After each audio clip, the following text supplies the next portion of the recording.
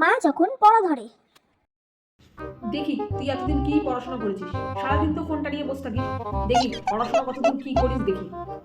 নে বল, বায়ুর সঞ্চয়ের কার্যের ফলে সৃষ্ট ভূমিরূপ সম্পর্কে বলো।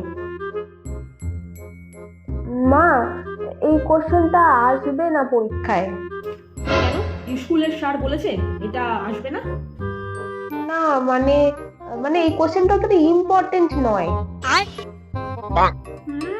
মহা পণ্ডিত একবারে এলো, সব জেনে বসে আছে।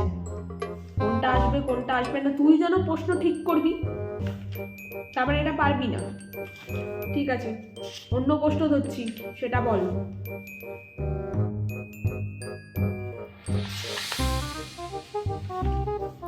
পশ্চিমবঙ্গের জলবায়ুর বৈশিষ্ট্য বলো। জলবায়ুর বৈশিষ্ট্য? এই রে, এটা আবার কত নম্বর কোশ্চেন? মনেই তো করছে না। এটা তো 1-2 নম্বর কোশ্চেন না যতদূর। মা, এটা তো প্রথম কোশ্চেন বা দ্বিতীয় কোশ্চেন নয়। তুমি এটা কত নম্বর কোশ্চেন ধরছো? এটা 9 নম্বর কোশ্চেন। তুমি 9 নম্বর কোশ্চেনে চলে গেছো কেন মা? তুমি 1-2 গুলো ধরলেটা কেন? মানেটা কি? তুই যেরকম পড়বি পরীক্ষার কোশ্চেনে কি সেরকম কোশ্চেন আসবে? দূর বাবা, এই জন্যই ভালো লাগে না। ঠিক আছে বলছি, তুমি ওই বৈশিষ্ট্যের প্রথম একটা পয়েন্ট আমাকে বলে দাও, আমি বাকিটা বলে দিচ্ছি। প্রথম লাইনটা বললে পারবি বাকিটা? হ্যাঁ, পারবো। ঠিক আছে, পশ্চিমবঙ্গের জলবায়ু বৈশিষ্ট্যের মধ্যে প্রথম পয়েন্ট ঋতু পরিবর্তন। বল এবার। হ্যাঁ, ঋতু পরিবর্তন।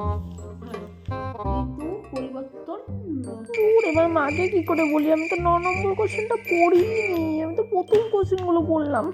হ্যাঁ মানে ঋতু পরিবর্তন হয় হয় ঋতু পরিবর্তন হয় কারণ, হ্যাঁ ঋতু পরিবর্তন হয় কারণ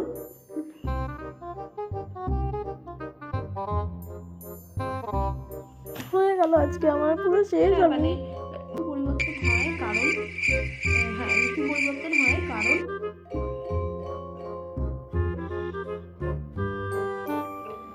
বলছি তুমি পরের লাইনটা, শুরুর প্রথম লাইন দুটো একটুখানি বলো, তারপরেরটা আমি বলছি। প্রথম দুটো বলতে মানে একটা লাইন বলো।